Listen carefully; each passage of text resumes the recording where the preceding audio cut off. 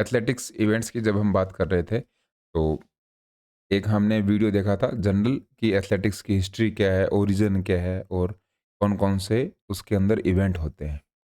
ये अपनी class second है एथलेटिक्स की। इसके अंदर हम ट्रैक इवेंट्स के जो जनरल रूल्स हैं, सामान्य नियम हैं, वो देखने वाले हैं। इससे पहले आपको एक और इन्फॉर्मेशन बतानी है। लास्ट वीडियो में हमने एक क्वेश्चन देखा था, क्वीन ऑफ स्पोर्ट।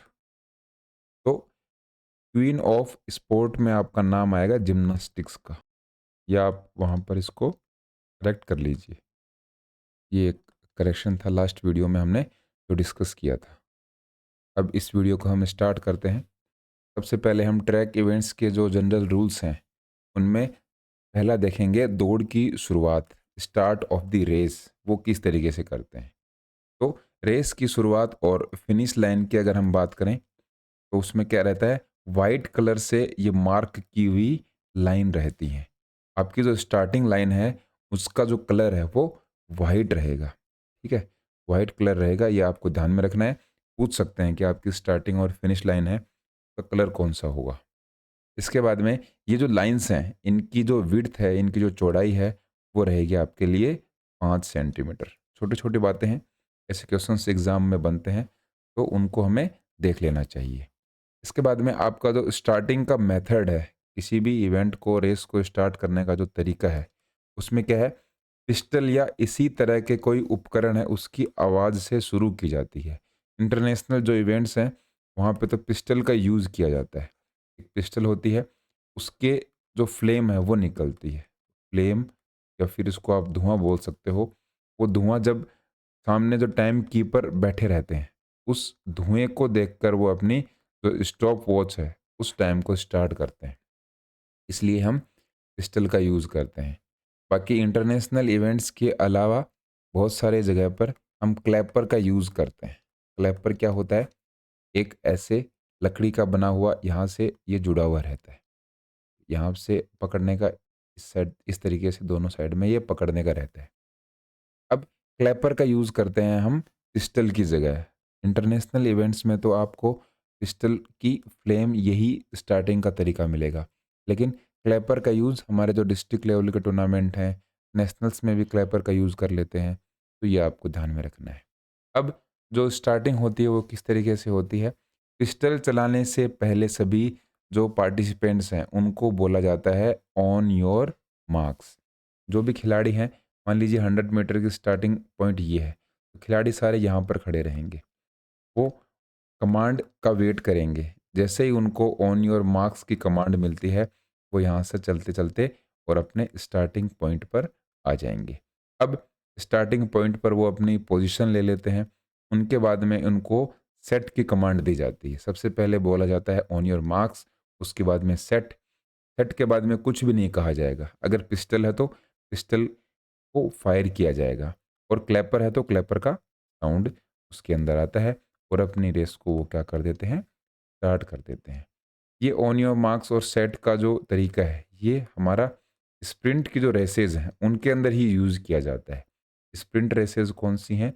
100 मीटर है, 200 मीटर है, 400 मीटर है। ये स्प्रिंट की कैटेगरी के अंदर आती हैं। इन रेसेस में ये स्टार्टिंग मेथड है, इसका यूज़ होता है। इसके बाद में स्टार्ट लेने के नियम, ये रूल्स हमें बता रखे हैं कि स्टार्ट कैसे लेना है।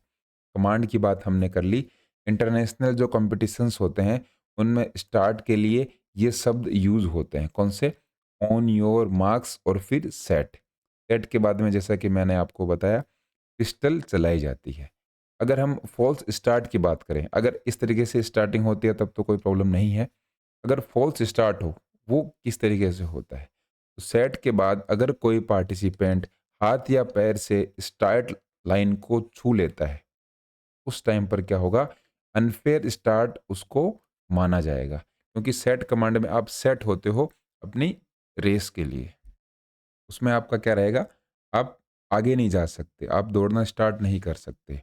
इसलिए अगर आपका पैर या हाथ स्टार्ट लाइन को छू लेता है, तो आपका जो स्टार्ट है वो अनफेयर माना जाएगा। इसे बीटिंग द पिस्टल कहा जाता है।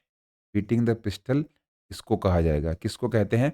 कि पिस्टल के साउंड से पहले ही आपने स्टार्ट कर लिया, तो आपने पिस्टल को बीट कर दिया। ऐसा ये जो टर्म है, ये इम्पोर्टेंट है, इसके बारे में आपसे पूछा जा सकता है। इसके बाद में 2010 में एक रूल लाया गया कि फॉल्स स्टार्ट करने वाला जो एथलीट है, उसको उसी टाइम पर डिस्क्वालीफाई घोषित कर दिया जाएगा। पहले ऐसा नहीं था कि अगर फॉल्स स्टार्ट हो गया है तो कोई प्रॉब्लम नहीं है, दोबारा दौड़ने आ जाओ। लेकिन 2010 में 2010 में एक रूल लाया गया और उसमें ऐसा करने वाले जो एथलीट हैं उनको डिस्क्वालीफाई कर दिया जाएगा। ये एक रूल था। तो इसमें हमने दौड़ की शुरुआत कैसे होती है और स्टार्ट लेने का नियम देखा। इसके बाद में हम 2 नियम इस पेज के अंदर देखेंगे। पहला कौन सा है? एथलीट के विशेष नियम, स्पेसिफिक रूल्स हैं कुछ एथलीट्स के, उनमें देखिए सबसे पहला है एथलीट्स बीब्स। प्रत्येक एथलीट अपनी चेस्ट के ऊपर और पीठ पर एक बिब नंबर पहनता है। एक विशिष्ट बिब नंबर दिए जाते हैं।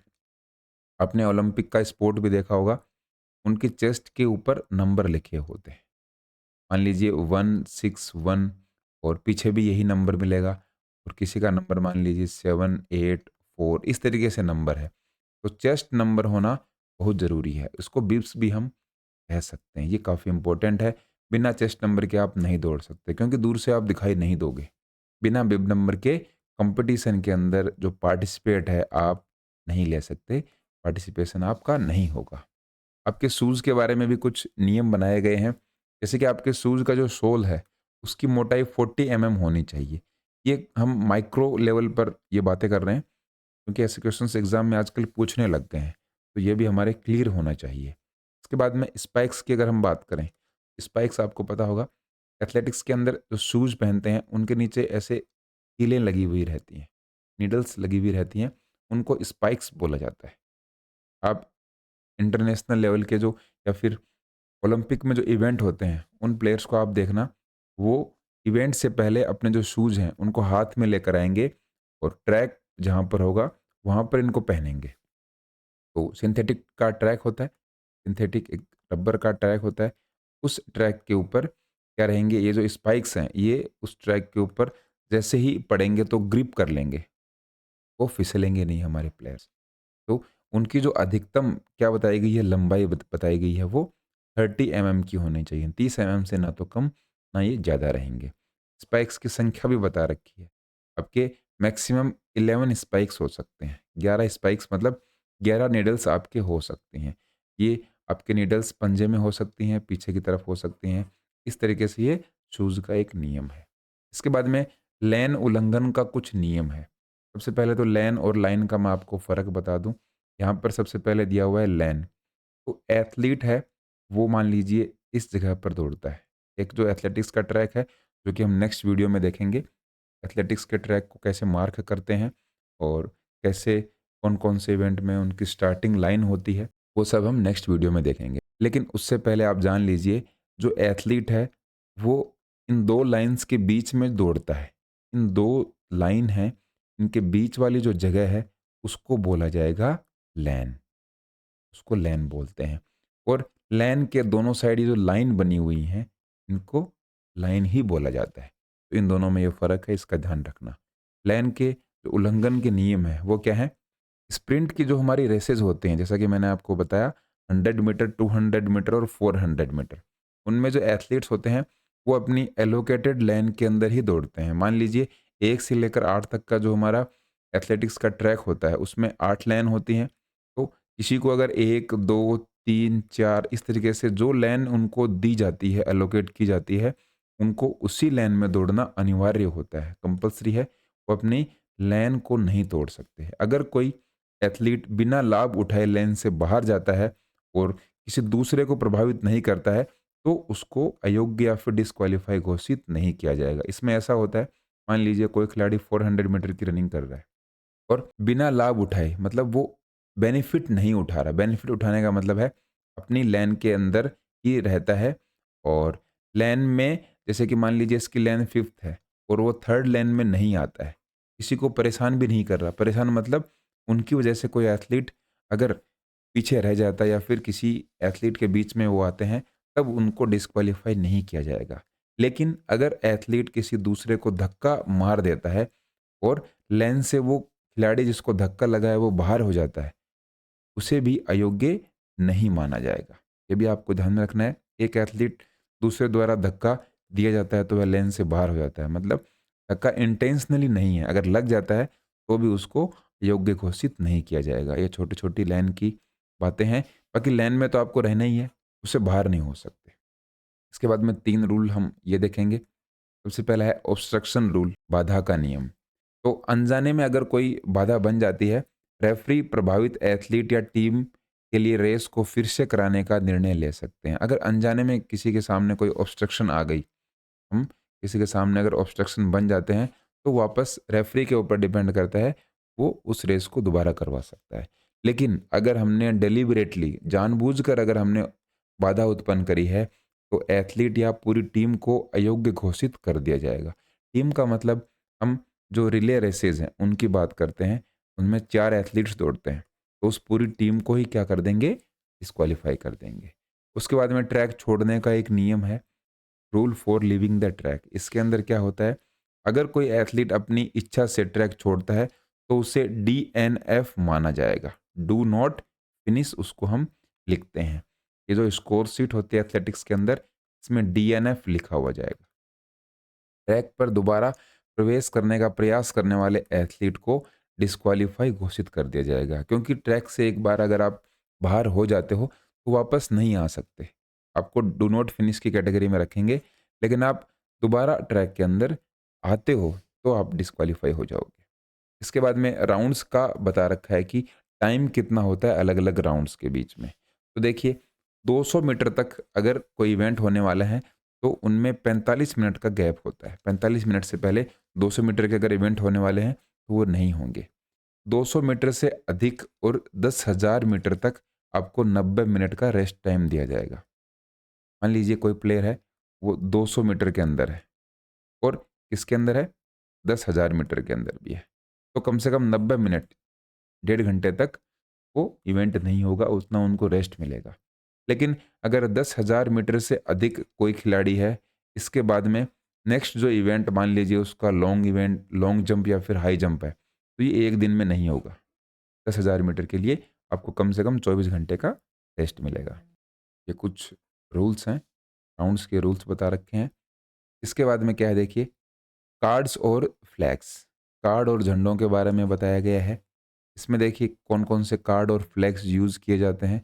सबसे पहले तो अगर कार्ड्स की बात करें तो 3 कार्ड होते हैं, येलो, रेड और ग्रीन। येलो कार्ड वार्निंग के लिए दिया जाता है। अगर आपने कुछ ऐसा गलत किया है तो आपको पहले वार्न किया जाएगा। आपको उसमें क्या मिलेगा? येलो कार्ड मिलेगा। अब येलो कार्ड अगर मिल जाता है तो कोई प्रॉब्लम नहीं है, आप कॉम्पिटिशन में बने रहोगे। लेकिन इसके बाद में अगर आपको रेड कार्ड मिलता है, तो रेड कार्ड मिलने पर डिस्क्वालीफाई हो सकते हो। आपको क्या? अयोग्य घोषित कर दिया जाएगा। और एक ग्रीन कार्ड होता है, ग्रीन कार्ड में टेक्निकल फॉल्ट पर ये कार्ड दिया जाता है। तो ये 3 कार्ड थे। इसके बाद में कुछ फ्लैग्स हैं जो एथलेटिक्स में यूज़ होते हैं। सबसे पहले अगर रेड फ्लैग है तो इसका मतलब है ये स्टार्टर का इश्यू है। स्टार्ट में अगर समस्या होती है तो रेड फ्लैग दिया जाता है। स्टार्ट में समस्या होने का मतलब जो स्टार्टिंग लाइन है उसको किसी ने कट कर दिया हो खिलाड़ी ने, तो ये रेड फ्लैग का यूज़ किया जाता है। इसके बाद में है येलो फ्लैग। येलो फ्लैग में क्या होता है? अंपायर द्वारा नियम का अगर उल्लंघन कर दिया जाता है, रूल वायलेशन में आपका क्या आता है? येलो फ्लैग आता है, अंपायर देता है ये। और व्हाइट फ्लैग है, इसका मतलब वैलिड स्टार्ट है। सारे जो प्लेयर्स हैं वो अगर सही तरीके से अपने अरेंज हैं तो व्हाइट फ्लैग दिखाता है, स्टार्टर का एक हेल्पर होता है वो। व्हाइट फ्लैग के बाद यहाँ से क्या हुआ? गन का एक शॉट लगता है और उससे क्या हो जाता है? रेस को सही माना जाता है। तो ये छोटी-सी इन्फॉर्मेशन थी कार्ड्स और फ्लैग्स की। इसके बाद में जो ऑफिशियल्स हैं ट्रैक और फील्ड में, वो कितने टाइप के होते हैं इनके बारे में बता रखा है। सबसे पहले अगर मैनेजमेंट के ऑफिशियल्स की बात करें तो इसके अंदर आपको कंपटीशन डायरेक्टर मिलेगा, manager, technical manager, hall room manager और टेक्निकल डेलीगेट्स, एक या ज़्यादा हो सकते हैं। इनको भी आपको ध्यान में रखना है। और कंपटीशन के जो ऑफिशियल्स होते हैं ये इंपॉर्टेंट है। पहले वाले ये हैं, ये क्या काम करते हैं आपके? देखिए, ये जो मैनेजमेंट के ऑफिशियल्स हैं ये मैनेजमेंट देखने का काम करते हैं। इसका मतलब ये हेड करते हैं। और ये जो नेक्स्ट कंपटीशन के ऑफिशियल्स हैं, ये पूरा इवेंट को सँभालते हैं। जैसे कि ट्रैक रेफरी एक या अधिक भी हो सकते हैं, फील्ड रेफरी होते हैं। उसके बाद में चीफ जजेस की अगर बात करें, तो ट्रैक इवेंट का एक चीफ जज होगा, फील्ड इवेंट का एक होगा, वॉकिंग इवेंट है उनका एक चीफ जज होता है। टाइम कीपर होते हैं 3 या इससे अधिक। कम से कम 3 टाइम कीपर का यूज़ किया जाता है। टाइम कीपर क्या है? टाइम देखते हैं। कोई भी जो प्लेयर है, वो दौड़ना स्टार्ट करता है, तो मान लीजिए ए नाम का कोई प्लेयर है, उस प्लेयर का जो टाइम है वो 3 लोग देखेंगे, क्योंकि मैनुअली हमसे गलती हो सकती है। इंटरनेशनल लेवल पर तो फोटो फिनिश कैमराज़ हैं और ऑटोमेटिक टाइमिंग है, उससे पता लग जाता है। लेकिन ये जो अपने नेशनल इवेंट्स और बाकी इवेंट्स होते हैं, उनमें अगर हम देखें तो कई बार टाइम कीपर होते हैं। वो क्या करते हैं, मान लीजिए तीनों का अलग-अलग टाइम आया, तो तीनों का जो एवरेज टाइम है, उसको निकाल कर उस खिलाड़ी का टाइम नोट किया जाता है। इसके बाद में स्टार्टर होता है, एक या अधिक हो सकते हैं। लैप स्कोरर क्या काम करता है, जो लैप्स होते हैं, जैसे कि मान लीजिए 10,000 मीटर की रनिंग है। अब इसके अंदर आपके 25 लैप होंगे। लैप काटने के लिए लैप स्कोरर है। लैप क्या होता है? ये 400 मीटर का ट्रैक है। इस ट्रैक को मान लीजिए ये यहाँ से शुरू किया और यहाँ पे एंड कर दिया। इसका मतलब 1 लैप कंप्लीट हो गया। इस तरीके से लैप होता है। और विंड गेज ऑपरेटर होता है। विंड का मतलब होता है हवा, गेज का मतलब हवा को नापना। अगर हवा की डायरेक्शन या फिर हवा की जो इंटेंसिटी है वो ज़्यादा है, तेज़ हवा चल रही है, तो इवेंट को थोड़ी देर के लिए रोक भी दिया जाता है, क्योंकि आपकी जो हवा है उसकी वजह से जो प्लेयर है वो कोई वर्ल्ड रिकॉर्ड अगर तोड़ देता है तो फिर उसके ऊपर समस्या आ जाती है, क्योंकि हवा से आपको हेल्प भी मिल सकती है और नुकसान भी हो सकता है अगर हवा आपके सामने हो तो। इसके बाद में फ़ोटो फिनिश जज होते हैं, वो 2 होते हैं। फ़ोटो फिनिश कैमराज़ को देखते हैं और मार्शल्स 1 या 1 से अधिक हो सकते हैं। मार्शल क्या? एक तरह से हम बाउंसर्स की बात करें, किसी को ग्राउंड में आने नहीं देते, उनको मार्शल्स बोला जाता है एथलेटिक्स की लैंग्वेज में। तो ये था अपना थ्योरी का पार्ट। अब ये जो हमने पढ़ा है, इसके हम एमसीक्यूज़ देखेंगे। तो ये फ़ॉर्मेट आपको पता ही है, 3 एमसीक्यूज़ आपके सामने हैं। आप वीडियो पॉज़ करके इनका आंसर दे सकते हो। सबसे पहला देखिए क्या है, दौड़ की शुरुआत में फिनिश लाइन की चौड़ाई कितनी होती है? स्टार्ट और फिनिश लाइन की हमसे क्या पूछी गई है? चौड़ाई पूछी गई है। तो ये हमने देखा था, जैसे कि हमने ये स्टार्टिंग लाइन है और यहाँ पर जो प्लेयर खड़े रहते हैं, इसके बाद में वो स्टार्टिंग लाइन पर आते हैं। तो इसकी जो विड्थ है, वो हमने देखी थी 5 सेंटीमीटर होती है। 5 सेंटीमीटर आपको विड्थ देखने को मिलेगी। इसके बाद में है, रेस की शुरुआत किस उपकरण की आवाज़ से की जाती है? सिंपल सा क्वेश्चन है, ये किस उपकरण की आवाज़ से होगा? पिस्टल की। ये हमारा करेक्ट आंसर हो जाएगा। सेट के बाद जो पिस्टल चलती है, उससे हमारे प्लेयर्स क्या रहते हैं, अपनी रेस को स्टार्ट कर देते हैं। फॉल्स स्टार्ट को 2010 के नियमों के अनुसार क्या दंड मिलता है? 2010 के अंदर जो फॉल्स स्टार्ट के रूल थे वो चेंज हो गए। अभी हमने क्वेश्चन देखा है। तो अब कोई प्लेयर मान लीजिए स्टार्टिंग लाइन है और सेट की कमांड दे रखी है। उस कमांड के देने के पहले ही या फिर उस कमांड को देने के बाद और पिस्टल का जो गन का फायर है वो होने से पहले अगर वो लाइन को क्रॉस कर जाता है या फिर पहले दौड़ जाता है, उस प्लेयर को क्या दिया जाएगा? 2010 में रूल थे, उनको अयोग्यता या फिर डिस्क्वालीफाई कर दिया जाएगा। उस कंपटीशन के अंदर वो पार्टिसिपेट नहीं कर सकते, बाहर हो जाएँगे। इसके बाद में क्या है? ऑन योर मार्क्स किस स्थिति में दी जाती है? In which position is the command on your marks given? On your marks कौन-सी कंडीशन में दी जाती है? ये हमने देखा था। ये आपको मिलेगी स्टार्टिंग लाइन में। जो हमारी स्प्रिंट की रेसेज़ होती हैं, उनकी स्टार्टिंग लाइन में ऑन योर मार्क्स सबसे पहले बोला जाता है। इसके बाद में सेट एक कमांड दी जाएगी और उसके बाद में तीसरा जो होता है, वो होता है गन फायर। गन का फायर किया जाता है और रेस हमारी स्टार्ट हो जाएगी। इसके बाद में अगला क्वेश्चन है, एथलीट की पहचान के लिए कौन-सी वस्तु अनिवार्य है? आइडेंटिफिकेशन के लिए हमने देखा था कि क्या मैंडेटरी है किसी भी खिलाड़ी के? तो वो आपके लिए मैंडेटरी है आपकी बिब नंबर। बिब नंबर काफ़ी इम्पोर्टेंट है या फिर इनको आप चेस्ट नंबर भी बोल सकते हो। इसके बाद में नेक्स्ट है, जूतों के सोल की अधिकतम मोटाई कितनी हो सकती है? ये भी हमने क्वेश्चन देखा था। मैक्सिमम थिकनेस क्या हो सकती है हमारे शूज़ के सोल की। तो ये आपको देखने को मिलेगी 40 mm। इसमें ये हमारा आंसर करेक्ट हो जाएगा।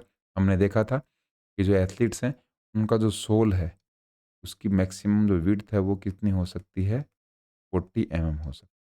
स्पाइक्स की अधिकतम लंबाई ये भी हमने देखा था। मैक्सिमम जो लेंथ है स्पाइक्स की वो कितनी हो सकती है, तो वो आपकी हो जाएगी 30 mm। इनमें कंफ्यूज नहीं होना है। हमने ये भी देखा था कितने स्पाइक्स हो सकते हैं, तो 11 स्पाइक्स हो सकते हैं। नेक्स्ट है, स्प्रिंट रेस में एथलीट को कहाँ दौड़ना अनिवार्य है। ये भी हमने अभी पढ़ा था कि जो एथलीट है वो स्प्रिंट रेसेस में कहाँ पर दौड़ेगा। एलोकेट लेन, एनी लेन, आउटर लेन और इनर लेन। ये तो हमने शब्द ही नहीं पढ़े तीनों, हमने निर्धारित लेन या फिर एलोकेट लेन का देखा था। तो जो लेन स्प्रिंट रेसेस में उनको दी जाती है उसी लेन में हमारे खिलाड़ी दौड़ेंगे। अपनी लेन को वो क्रॉस नहीं कर सकते, दूसरी लेन में नहीं जा सकते। यदि कोई एथलीट जानबूझकर बाधा डालता है तो उसे क्या दंड मिलेगा। कोई डेलिबरेटली अगर ऑब्स्ट्रक्शन का काम करता है तो उसको क्या होगा, डिस्क्वालीफाई कर दिया जाएगा। ये हमारा आंसर करेक्ट हो जाएगा। फॉल्स स्टार्ट को किस अन्य नाम से भी जाना जाता है। फॉल्स स्टार्ट के बारे में हमने देखा था, बहुत ही इंपॉर्टेंट और ज़रूरी क्वेश्चन है। आप इसका आंसर दे सकते हो, ये हमने मोस्ट लगा दिया है। फॉल्स स्टार्ट में ये रहता है कि जैसे ही सेट कमांड मिल गई, सेट कमांड मिलने के बाद ही कोई खिलाड़ी अगर स्टार्टिंग लाइन है, ये स्टार्टिंग लाइन है, इसको अगर क्रॉस कर जाता है तो वो जो स्टार्ट होगा वो आपका हो जाएगा फॉल्स स्टार्ट। ये जो फॉल्स स्टार्ट है उसको दूसरा टेक्निकल नेम जो है वो कौन सा होता है, तो ये आपका रहेगा बीटिंग द पिस्टल। इसी तरीके से लिखा हुआ मिल सकता है हिंदी में, इंग्लिश में तो आपको लिखा हुआ रहेगा। तो एग्जाम में आपको कंफ्यूज नहीं होना है, ऐसे लिखा हुआ मिल सकता है, बीटिंग द। अच्छा रहेगा हिंदी में याद करने के बजाय इसको इंग्लिश में याद कीजिए। वैसे भी ये जो आपके सामने इन्फॉर्मेशन दी जा रही हैं, ज़रूरी जो आपके लिए वर्ड्स हैं उनको इंग्लिश में भी बताया गया है ताकि आपके लिए थोड़ा सा इजी रहे। फिजिकल एजुकेशन को पढ़ना है तो थोड़ी सी इंग्लिश आपको टेक्निकल टर्म्स की आनी चाहिए, आपके लिए इजी हो जाएगा।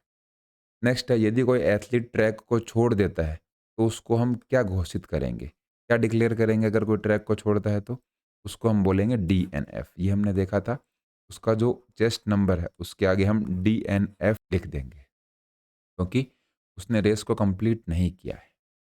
200 मीटर से अधिक और 10,000 मीटर तक की दौड़ में राउंड्स के बीच का समय कितना होता है। ये हमने अभी क्वेश्चन देखा है। 200 मीटर और 10,000 मीटर के बीच में अगर इवेंट है, ये 2 राउंड हैं, तो उसके बीच में जो टाइम है वो आपको देखने को मिलेगा 90 मिनट्स और फिर 1.30 आवर, 1.5 घंटा आपको टाइम। DNF का पूरा नाम क्या है ये हमने देख लिया। इसका होता है डिड नॉट फिनिश, प्लेयर है उसने फिनिश नहीं किया। रेस में पीले कार्ड का क्या अर्थ है। येलो कार्ड हम किस तरीके से देते हैं, तो टेक्निकल फॉल्ट, डिस्क्वालिफिकेशन के लिए तो नहीं होता। वैलिड स्टार्ट के लिए कौन सा होता है, वाइट। डिस्क्वालीफाई के लिए कौन सा होता है, रेड होता है। और वार्निंग के लिए होता है येलो। देखिए यहाँ पर वार्निंग येलो के लिए दी जाती है। रेस में हरे झंडे का, ये तो हरे झंडे के लिए हम वैलिड स्टार्ट है। और वैलिड स्टार्ट अगर हम फ्लैग की बात करें तो उसके अंदर हमारा ग्रीन फ्लैग रहेगा। और अगर हम कार्ड की बात करें तो उसमें वाइट कार्ड रहेगा, जैसा कि हमने देखा था। फॉल्स स्टार्ट के लिए लाल कार्ड किसके द्वारा दिखाया जाता है, तो फॉल्स स्टार्ट अगर हो जाता है और उस प्लेयर को रेड कार्ड देंगे, रेड कार्ड कौन दिखाता है, तो वो आपके तो स्टार्ट ऑफिशियल हैं, स्टार्टर ऑफिशियल वही दिखाएंगे। स्टार्टर ऑफिशियल कौन होते हैं, जो रेस को स्टार्ट करते हैं। रेस में बाधा डालने का क्या निर्णय लिया जाता है। अगर कोई प्लेयर बाधा डाल देता है तो पे क्या डिसीजन लेते हैं, उस पे हम डिसीजन लेते हैं।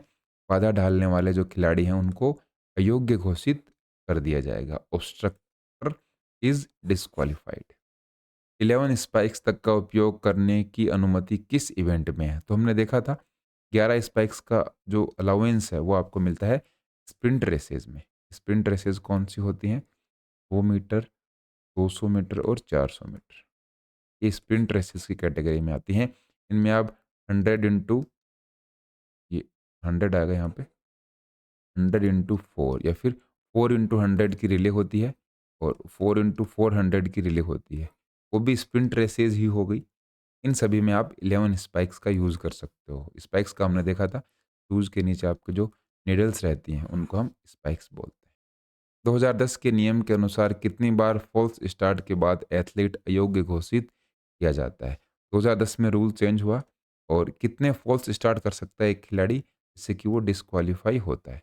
तो इसमें एक बार ही कर दिया गया। एक बार अगर आप ऐसा करते हो तो आपको डिस्क्वालीफाई कर दिया जाएगा।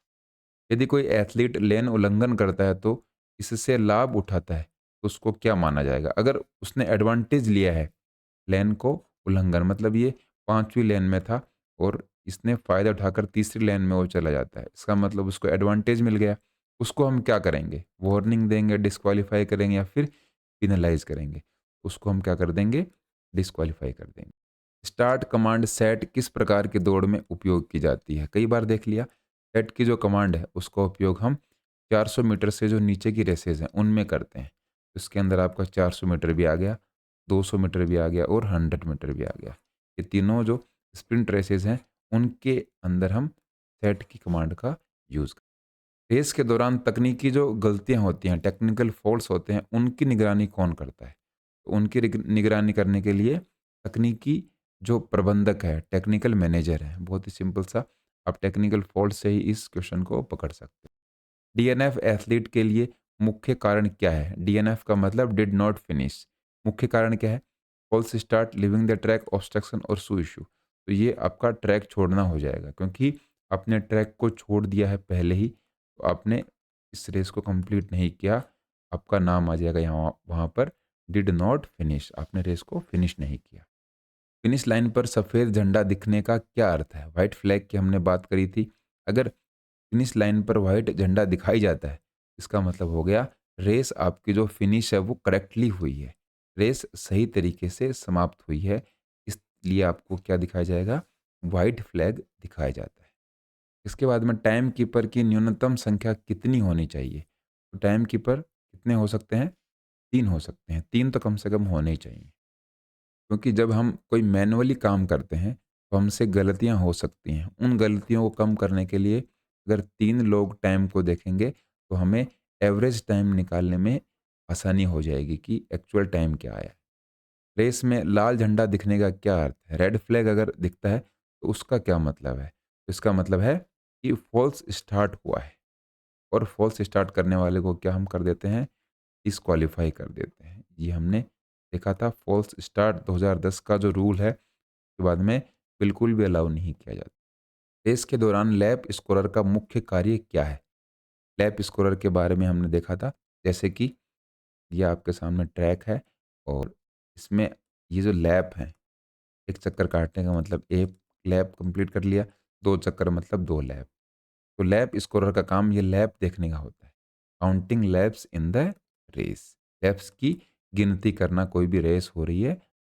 ट्रैक रेफरी का क्या काम होता है? तो ट्रैक रेफरी क्या काम करता है? बाधाओं की निगरानी करना, मॉनिटरिंग ऑब्स्ट्रक्शन।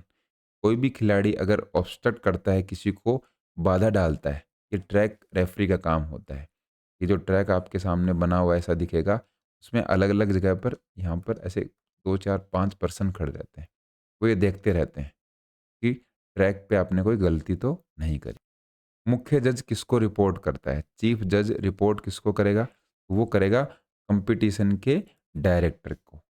प्रतियोगिता निदेशक को वो रिपोर्ट करता है। ऐसे क्वेश्चंस आजकल एग्जाम में काफ़ी देखे जाते हैं क्योंकि हम इवेंट्स के बारे में पढ़ लेते हैं, ट्रैक के बारे में पढ़ लिया, लेकिन उनके रूल्स को नहीं देखते और जो हमने नहीं पढ़ा है वही तो एग्ज़ाम में आता है। इसीलिए तो हमारे लिए ये एग्जामिनेशंस टफ हो गए हैं।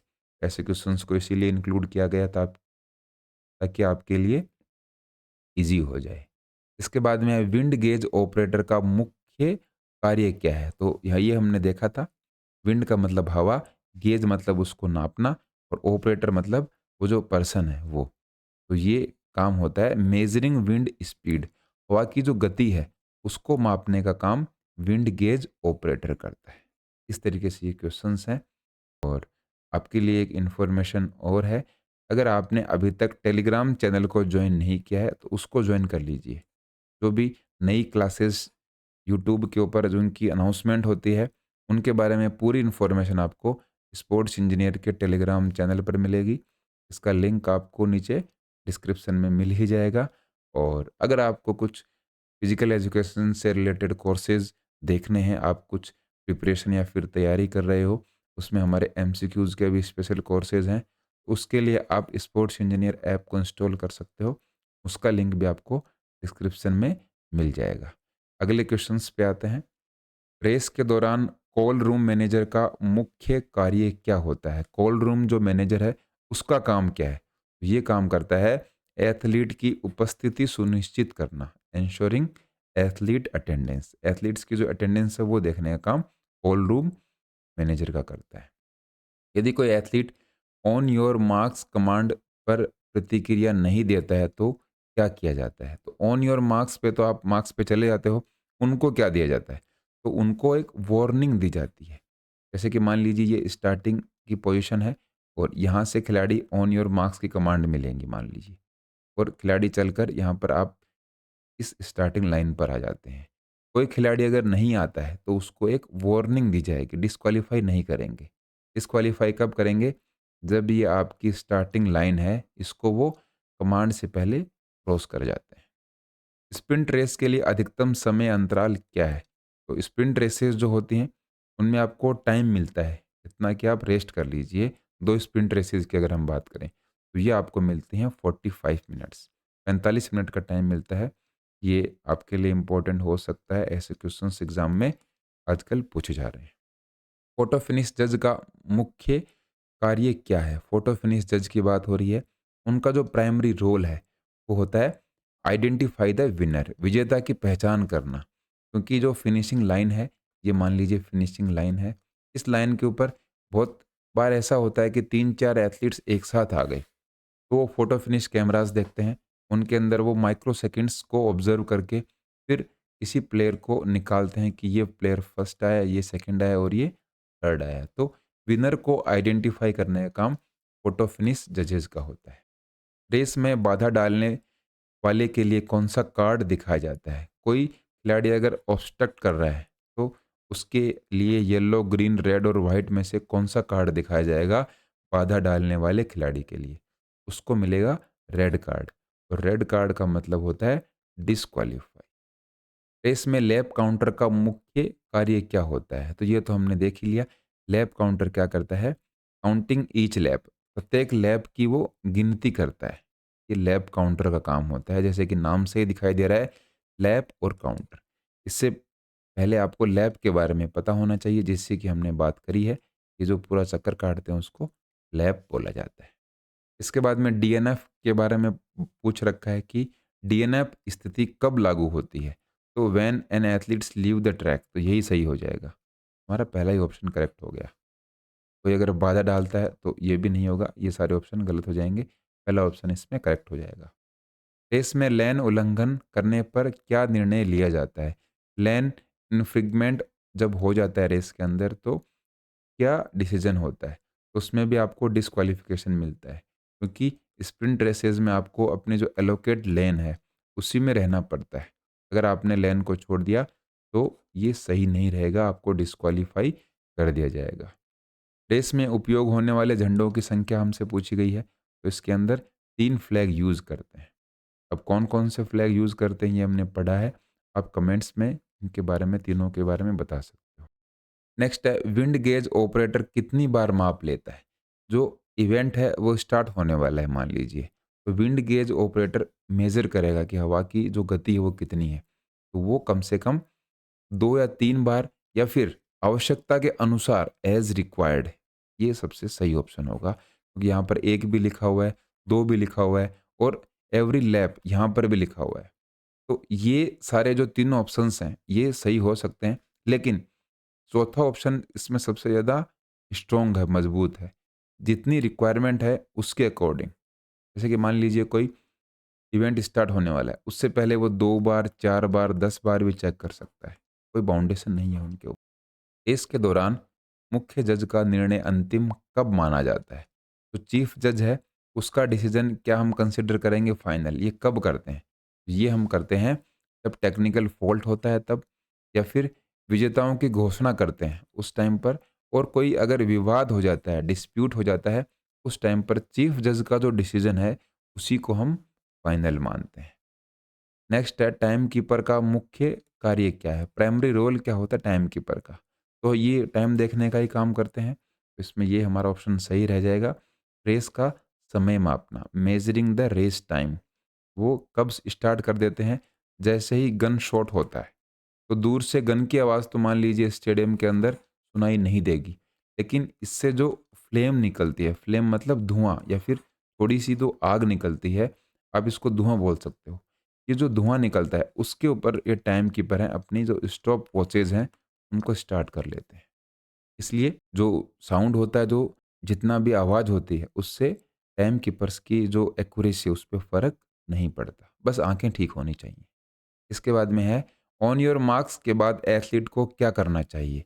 तो जब प्लेयर ऑन योर मार्क्स पे हो जाता है, जैसे कि यहाँ पर खिलाड़ी खड़ा है, ये स्टार्टिंग लाइन है, तो खिलाड़ी स्टार्टिंग लाइन पर चला जाता है। क्या रहेगा, टेक देयर पोजीशन, अपनी स्टार्टिंग लाइन पर जाकर जो स्टार्टिंग ब्लॉक्स पड़े रहते हैं वहाँ पर अपनी पोजीशन ले लेगा। अगर कोई एथलीट लाइन से बाहर बिना लाभ के दौड़ता है तो क्या निर्णय लिया जाएगा। उसके लिए हम क्या करेंगे, रेस जारी रहेगी। रेस पर तो कोई फ़र्क नहीं पड़ेगा, लेकिन एथलीट लाइन से बाहर हो गया है लेकिन उसको कोई बेनिफिट नहीं मिला है उससे, तो कोई प्रॉब्लम नहीं है, रेस को हम नहीं रोकेंगे। रेस में सफ़ेद कार्ड का क्या मतलब है, वाइट कार्ड क्या सिग्निफाई करता है। वाइट कार्ड का मतलब है वैलिड स्टार्ट, आपका जो स्टार्ट है वो वैलिड हो गया है, उसके लिए वाइट कार्ड दिया जाता है। इसके बाद में है रेस का समय मापने के लिए कितने टाइम कीपर्स न्यूनतम चाहिए। तो ये हमने देख लिया, 3 टाइम कीपर्स आपके पास होने चाहिए। मुख्य रेफरी किसे रिपोर्ट करता है, तो मुख्य रेफरी रिपोर्ट करता है कंपटीशन डायरेक्टर को। मुख्य जज किस इवेंट में शामिल होते हैं, तो ये सारे इवेंट्स के अंदर शामिल होते हैं। ट्रैक इवेंट्स, फील्ड इवेंट्स और वॉकिंग इवेंट्स। ये जो दोनों ऊपर के क्वेश्चन हैं ये पहले भी आ चुके हैं, रिपीट हो चुके हैं। आपके लिए ये थोड़ा सा क्या हो गया, एक रिविजन हो गया। इसके बाद में ये जो लास्ट 2 क्वेश्चन्स हैं, इनके आंसर आपको कमेंट्स में करने हैं कि इनके क्या आंसर हो सकते हैं। कमेंट्स में आंसर दीजिए और हम देखते हैं कि आपके कितनों के वो आंसर सही होते हैं। इनके में जो आंसर हैं वो आपको नहीं बताऊँगा, आपको कमेंट में आंसर करके बताना है। ये क्वेश्चन मैं आपके लिए छोड़ना चाहता हूँ। हर एक वीडियो में हम ये ट्राई करेंगे कि आपके लिए भी कुछ क्वेश्चंस छोड़े जाएँ, ताकि आप एक बार अच्छे तरीके से देख के उन आंसर्स को करने की कोशिश करो। और ये जो क्वेश्चंस आपको पूछे जा रहे हैं, ये कुछ टाइम के बाद आपको टेलीग्राम चैनल पर मिल जाएँगे इनके आंसर्स। तो आपको बिल्कुल घबराना नहीं है कि इनके आंसर हमें कहाँ से मिलेंगे। क्वेश्चंस देख लेते हैं। 2010 नियमों के अनुसार गलत शुरुआत पर क्या कार्रवाई होती है? तो ये क्वेश्चन हमने देखा है, ईज़ी क्वेश्चन हो गया। इसके बाद में रेस के दौरान तकनीकी प्रतिनिधि का क्या कार्य है? टेक्निकल जो डेलीगेट्स हैं, उनका रेस के अंदर क्या काम होता है? तो ये 2 क्वेश्चन हैं, इनके ऑप्शन आप आराम से देख लीजिए वीडियो पॉज़ करके। इस वीडियो का जो एंड है वो यहीं पर होता है, और जो कि आपको मैंने इन्फॉर्मेशन बताई थी, टेलीग्राम चैनल आप जॉइन कर सकते हो। आपके लिए थोड़ा-सा ईज़ी हो जाएगा, जो भी इन्फॉर्मेशन हमारे द्वारा आपको दी जाती हैं, आपकी प्रिपरेशन में काफ़ी हेल्प मिलेगी। इस वीडियो में फ़िलहाल इतना ही। जय हिंद।